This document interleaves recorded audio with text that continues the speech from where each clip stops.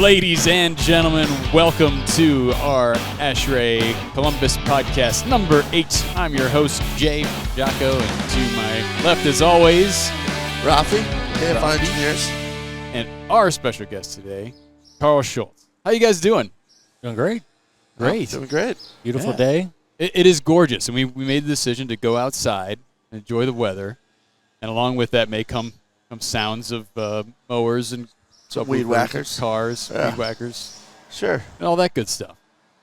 But Carl, thanks so much for joining us today. You're welcome. Thanks for having me. One of the things we want to do is just feature some of our Columbus ASHRAE members and things they've accomplished and advice that they have. So why don't we just get started and have you give us a little bit about your background and how you ended up in this industry? Okay, well, I started out as a physics major and wanted to win the Nobel Prize in physics. Didn't apply myself in high school, so I ended up at Ohio State University. They accepted all comers in that day. Yeah.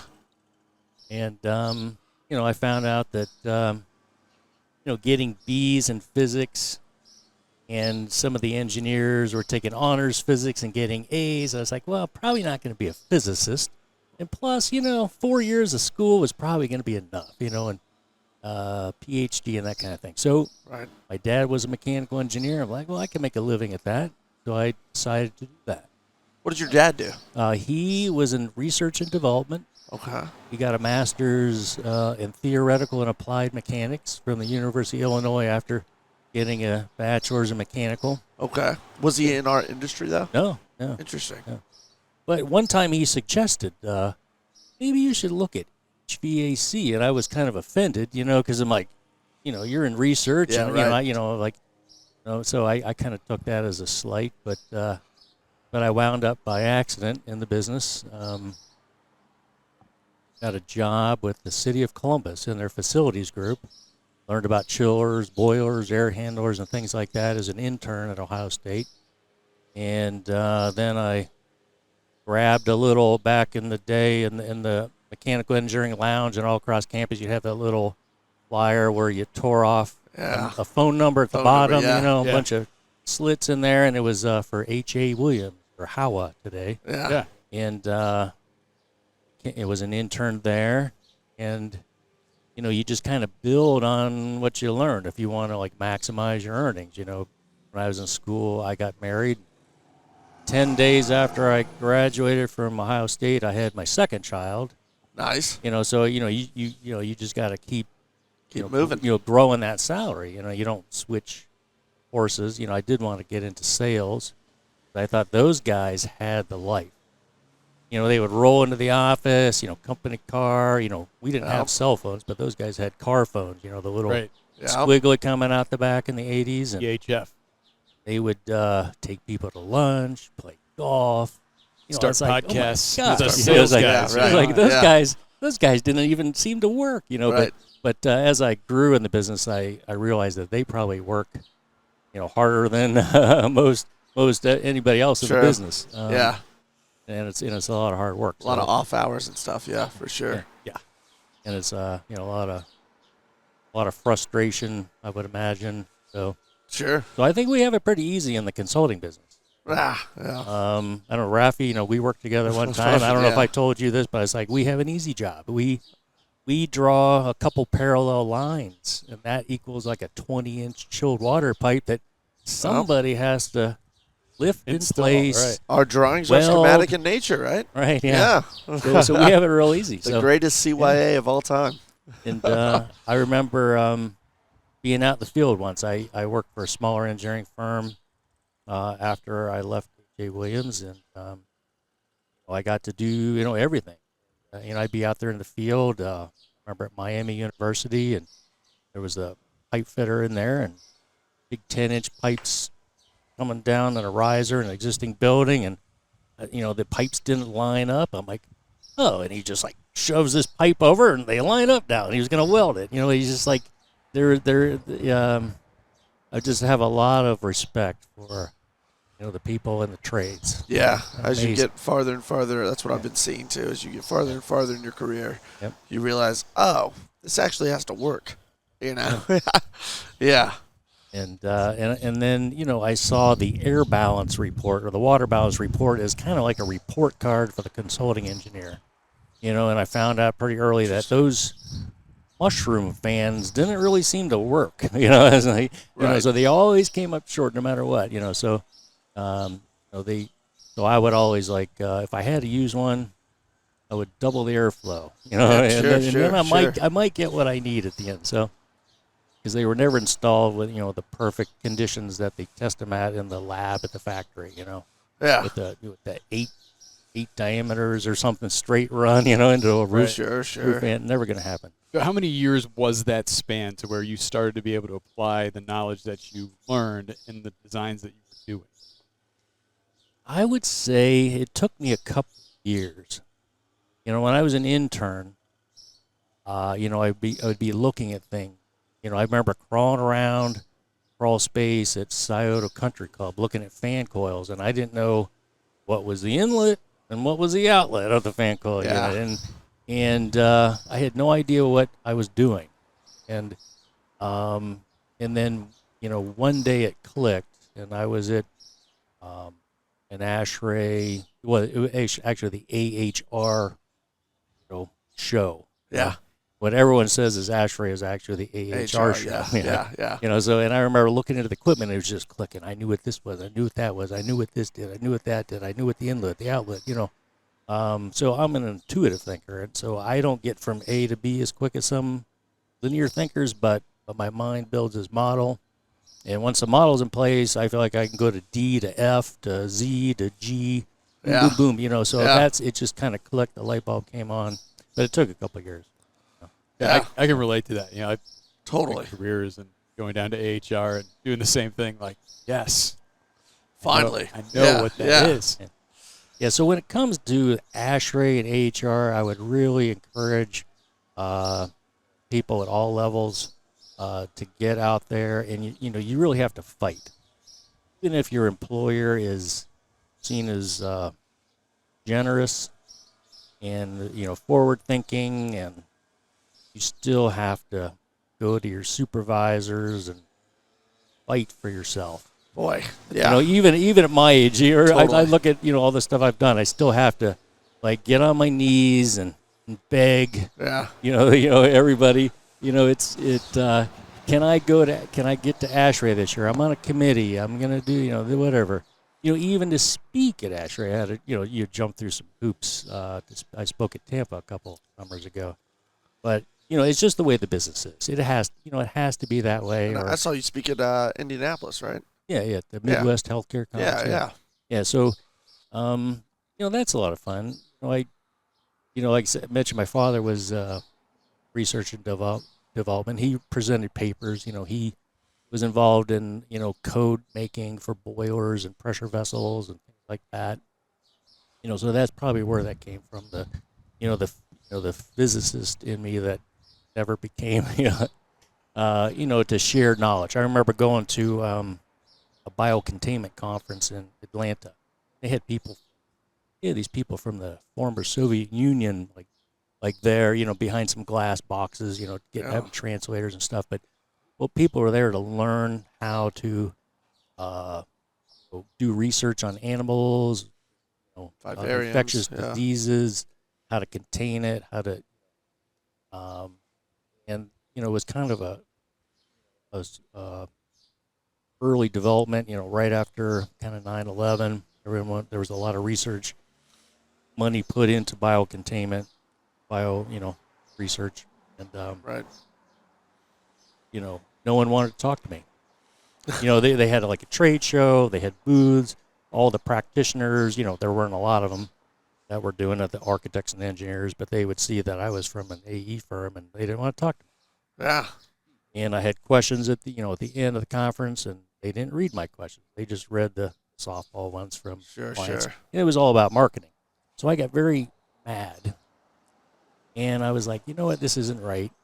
So I learned everything I could about biocontainment, wastewater decontamination, everything there was to know about it. And I wrote paper after, article after article after article. I spoke at conferences on it. I blew the lid off it. This is how you do it. Yeah. Yeah. So because, to me, I know you have to have secrets and trade Yeah, secrets. You got to protect I your. stole that term from you. This is the move. This is how you do it. Yeah, yeah. I remember sitting in your office sometimes when I was 25 years old and sitting there, and you're, hey, look, this is the way you do it. All right, check this out. I'm like, that's very efficient. I love it.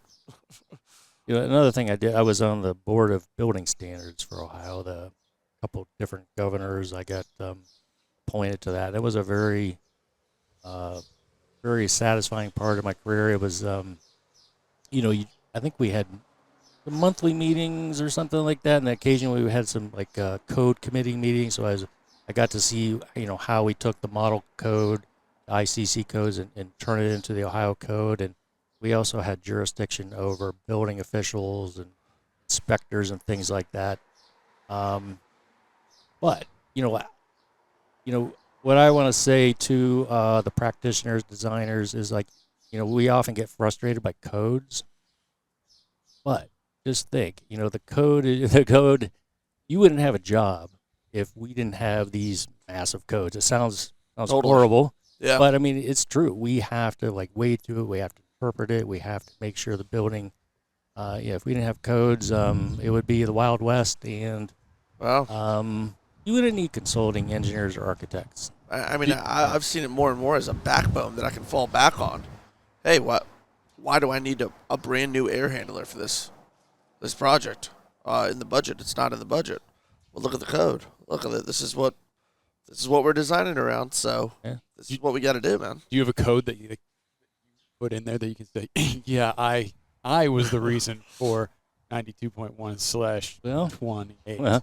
Well, that was mine. Well, in the Ohio code, there one thing is like, it always came down to, there's some things in the energy code that if you implement it everywhere, it could have a detrimental effect on the health of the Sure. building occupant. So like in the energy code is like, oh, we want to shut off the circulation pumps for the domestic hot water. Well, you don't want to do that, especially like in a healthcare environment. Yep. Legionella. Legionella, So so I had that stricken out of the Ohio code. There were some other things like they wanted, switch off half the duplex outlets in a building.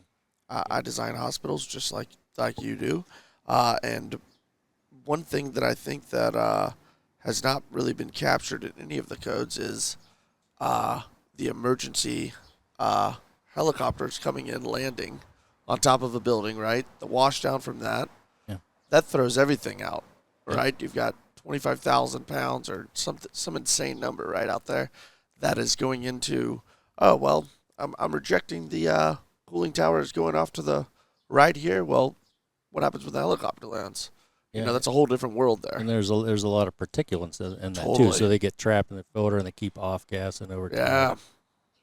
Yeah. Like one thing I was thinking of the other day, I was like, we have all this building envelope, performance criteria, Sure. R30 on the roof, R20 on the walls. Yeah. But now we have a rooftop unit that's burning natural gas. I don't know what the burners operating at 140 F. We don't have anything that says what the wall thickness and R value of that cabinet should be. Well, I Jay bet can you, speak on that. Yeah, R13 plus is always. But your building's R20. Yeah, or, right. or something like that. True. So you do an IR gun of the roof, and you got this glowing objects all over the roof. We're giving away all this heat before it even gets in the building. Right. Same with the ductwork. So you're talking about some capturing that heat, or are you no, thinking why more, don't we why are insulate it more? Yeah, I agree. Like we Yes. have R12 for ductwork on the roof. It's like, why isn't it more like R20 or 30 like the building wall? Yeah. See, and I think I've come into the ideology of design where I'm assuming an R10 for roof, right? Because I know everything can turn down. I've got ECM or VFDs on out fans. I've got control valves on the hydronic side. A little over design. I'm all right with it, right? So I'm putting a little bit more capacity into my units because there's always going to be an expansion on that building. There's always going to be something where, sure, the load is only calling for 22,000 CFM. I'm giving them a 30,000 CFM unit. Yeah. Now, isn't there something in the end? I haven't thought oversight. Yeah. Oversight. Yeah. Really a lot of certain. Yes. There is. It's horsepower. It's the ComCheck thing. Yeah, for sure. Yeah. So, how about talking about the structure of like design firm? You have your AE firm, you have your architecture, you have MEP, you have your civil firms, you have everyone. They try to do it all. So on that note, if you're looking at someone who's coming into the field right now, so someone who's just getting started, or maybe they're on the fence whether or not they want to pursue a career in HVAC and mechanical engineering, what advice would you give them starting their career now? Been through all of that. Well, I'd like to help them erase doubt in this industry. There's a lot. There's unless you get into some like retail design establishment kind of thing, no two jobs are alike. There's a lot of variety. You shouldn't have to worry about offshoring your job, getting it offshore, although there's management out there that keeps pushing and trying for that. But really, those people over there, this is so code-driven. They can't possibly know what's going on in this locality or that locality from Mumbai to figure out what needs to be done. There's just no way. And the players that are playing the game in this environment, right? Like, let me just find something specific. So it's like, So I think there's solid opportunities, and if your city has more than 100,000 people, there's probably somebody practicing that in that city, so you can move around. Like my father, there was only one other place in the country where he could work that did what he did, and he did an interview down there in Tampa once, and then not that long after they closed their shop. Basically, it was so specialized. But this you could do anywhere. How often are you in a building, right? 95% of your life you're probably in a building. Yeah. And it doesn't sound necessarily glamorous and exciting sometimes. If because I wanted to, after the Nobel Prize dream, I thought, well, maybe I would get into robotics. The Japanese were pounding us hard in the manufacturing sector in the 80s, and robotics. I'll help.